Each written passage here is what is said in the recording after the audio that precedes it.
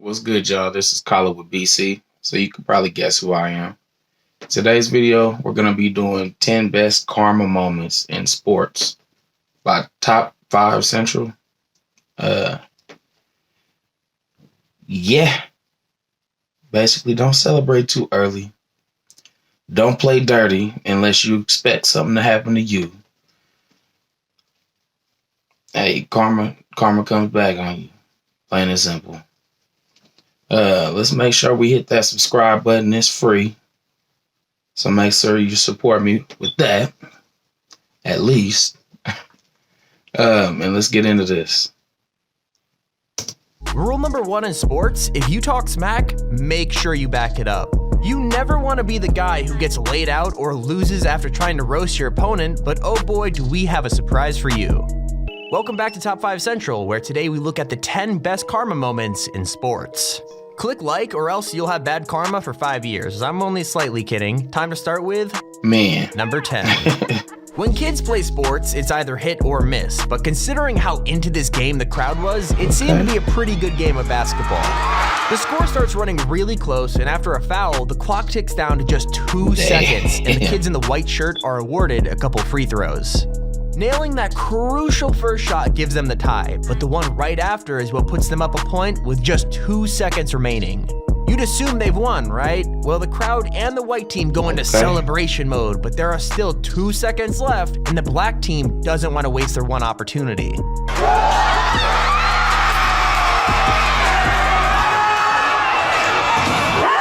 Wow. Just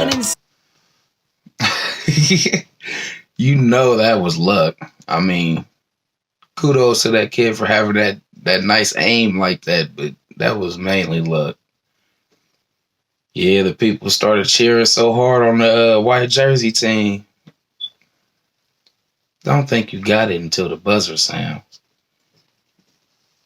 insane throw from one end of the court to the other.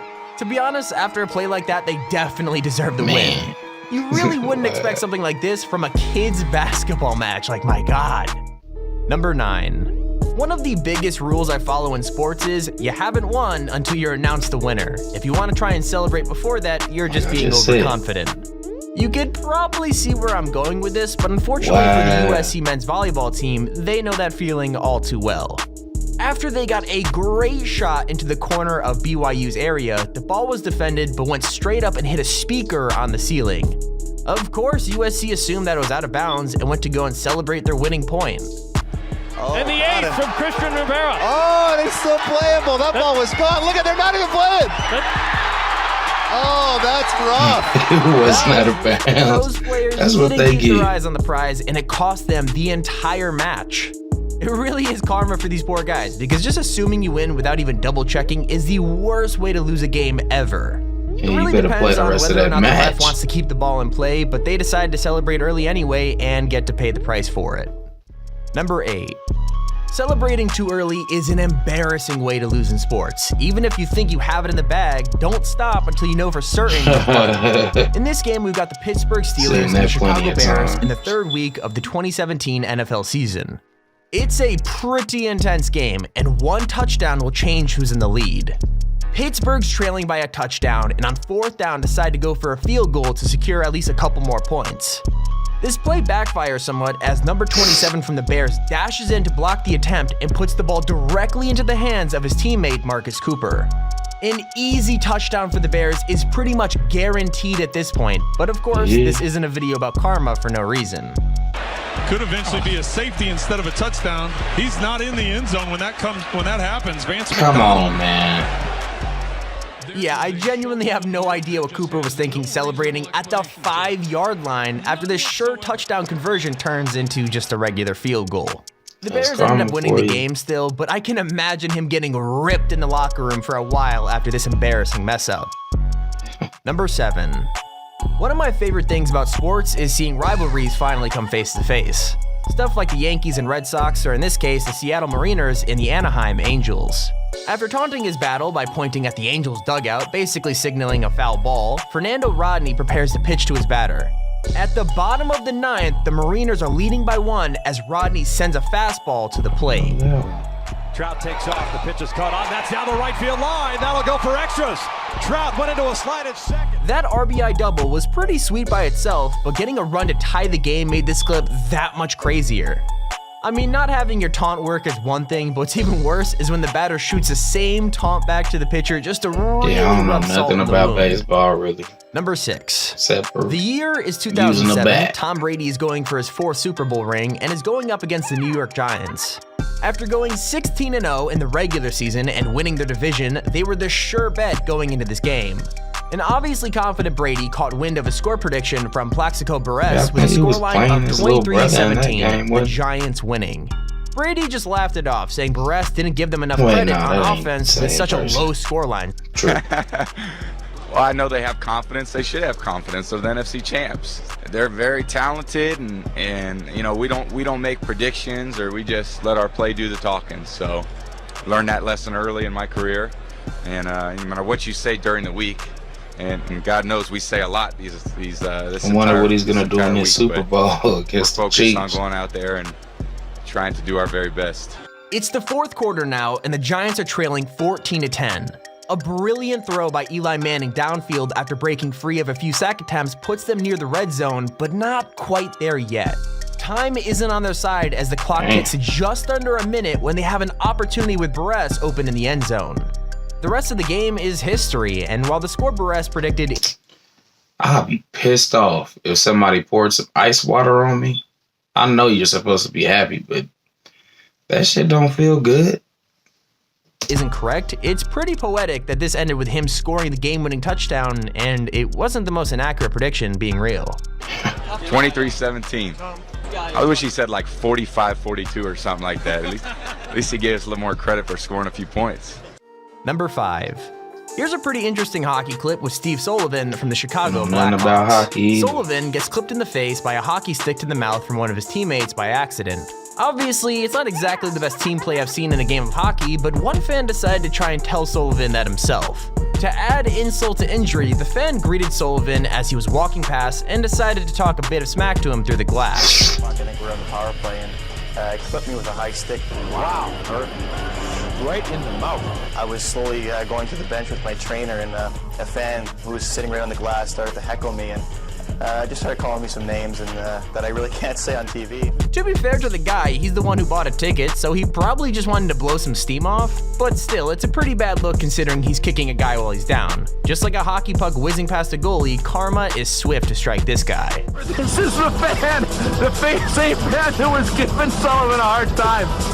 And that's his wife laughing with the thumbs up. Man, do I just love seeing karma strike as perfectly as this. It's even better when we get to watch his wife laugh along. Our boy Sullivan even pops back over to return the favor from earlier, so it's just funny to see it all come full circle. Number 4. YouTube boxing might be one of the weirdest and yet most entertaining things that has appeared in sports in a long time. Of course, the biggest fight to date has been KSI vs. Logan Paul, and then the rematch this past November. One of the ways they hype up the fight for any boxing match is to give the two competitors a break from training to talk trash about each other. While some insults weren't exactly the best, some did come back to bite Logan Paul after the fights were said and done. One tactic Logan used to try and clown KSI was to throw math problems at him to make him seem dumb. I'll answer the Muhammad Ali question if you tell me what 7 times 8 is. Of course, losing by split decision probably wasn't in his plans, with him asking KSI what's 7 times 8. KSI doesn't respond to the joke, but instead won the boxing match with 56 points, which is, you guessed it, 7 times 8. That is just unlucky. Number 3. While a lot of karma comes from celebrating too early and losing a game, it's understandable. I mean, you wouldn't usually think someone would score with 2 seconds left. But then when you celebrate too early for no reason at all, that's when you've really messed up. In a bike race, this guy must have accidentally counted the wrong amount of laps, and when he thought he finished the race, everyone else just carried on. It's, well, embarrassing to watch. Tino also just gapping Nacho for the time being. We're on the final lap. What? He's busy celebrating, and I think, well, either we're miscalculated or he has. What if we just stopped? No, he's punching the air. He's celebrating, I think. I think the worst part is just how he keeps on celebrating while the rest of the race is passing right on by him, still taking the race seriously. He even zooms past the white flag rather than a checkered one, so I just don't know what the guy was thinking here. All I know is that if I found out the race wasn't over and I just humiliated myself all on live television, I'd probably go into hiding forever, not gonna lie. Number 2. Luis Suarez has a weird tradition when playing soccer. Let's say he has a thing for biting people and has been caught doing it time and time again. When Suarez...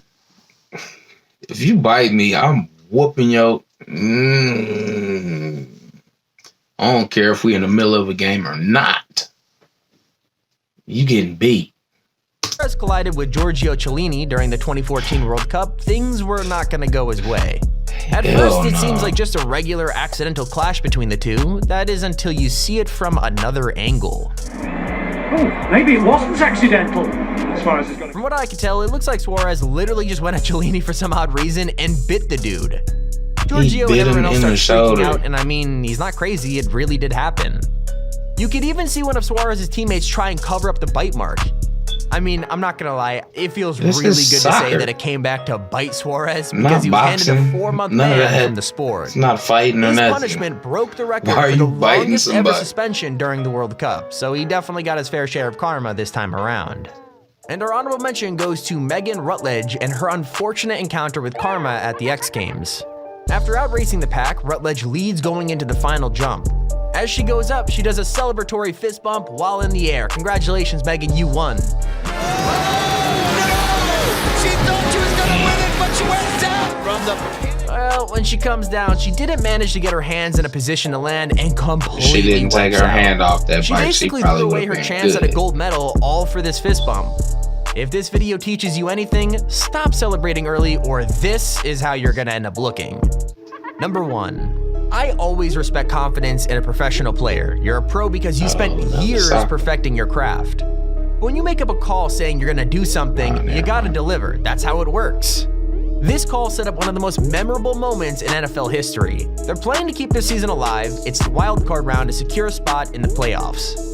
After going to overtime with the score tied 27-27, the Seahawks win the coin toss and choose to take the ball, with their quarterback, Matt Hasselbeck, making the bold claim that, "We want the ball, we're gonna score." Let's see exactly how that turned out for him. Ooh, so yeah, the throw he made was intercepted, and just the irony of him being the one who threw the game-winning pass was super unlucky. Ouch, karma definitely came back to bite Hasselbeck, but hopefully he learned to let his skill do the talking for him next time. Don't forget to click like or else you'll get 5 years of bad luck. Don't risk it, especially after watching all these. That goes for y'all too. And this has been Tommy. Thanks for watching and keep it here on Top 5 Central.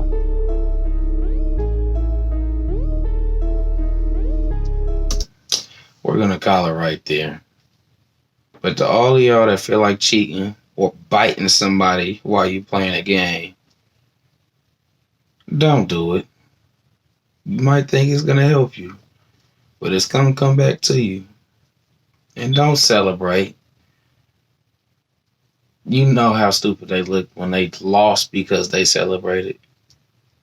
Wow. I would have took my sponsorship away. But if you rock with my video, give it a like, subscribe if you're new, and have a good day. Take it easy.